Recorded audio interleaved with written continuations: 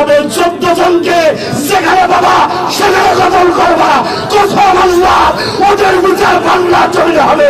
যারা প্রচুর মাওলানাকে থাপ্পড় করেছিল, আলমদের বিরুদ্ধে অবস্থান করেছিল, ওদেরকে ছাড়া হবে না, হবে না, হবে না। ঠিক কিনা চলে বলেন? হ্যাঁ, ওইভাবেই কথা হতো। তবে হ্যাঁ, বক্তাদেরকে যারা সেন্টার দেবে, আগামীতে একজন কোরআনের মাহফিলে দাওয়াত দেওয়া হবে না, হবে না, হবে না। ঠিক কিনা চলে বলেন? হ্যাঁ, বাড়ি বাড়ি সুরা ভাতে হবে না, হয় না? সেন্টার দেওয়ার ক্ষমতা রাখো কোন জায়গায়? তোমাদের মতো ছাত্রবাদা দেখা আমাদের শেষ। আগামীর বাংলাদেশ কোরআনের বাংলাদেশ। ঠিক কিনা চলে বলেন? হ্যাঁ, রাজি আছেন কারা কারা দেখি? তবে আপনারা এই মাহফিলে বক্তার পাশে যদি লিখে দিতেন অমুক শিলার অমুক আয়াত আলোচনা করতে হবে, তার কারণ আমি বুঝলাম আমার এই আশরাফ ভাইয়ের মতো মুফাসসির আপনাদের এলাকায় অনেক আছে। তাদের কাছ থেকে বলে নিতেন যে প্রধান বক্তা কিভাবে কথা বলবে, ওইভাবেই কথা হতো। তবে হ্যাঁ, বক্তাদেরকে যারা সেন্টার দেবে, আগামীতে একজন কোরআনের মাহফিলে দাওয়াত দেওয়া হবে না, হবে না, হবে না। ঠিক কিনা চলে বলো? হয় না? এই যে কোদাইকে বাড়ি বাড়ি সুরা ভাতে হবে না, হয় না? সেন্টার দেওয়ার ক্ষমতা রাখো কোন জায়গায়?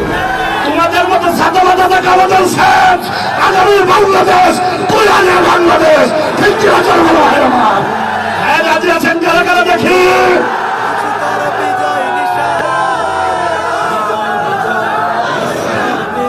নির্যাতিত মানুষের পক্ষে থাকাই লাগবে, এটা আমাদের ইমানের কথা।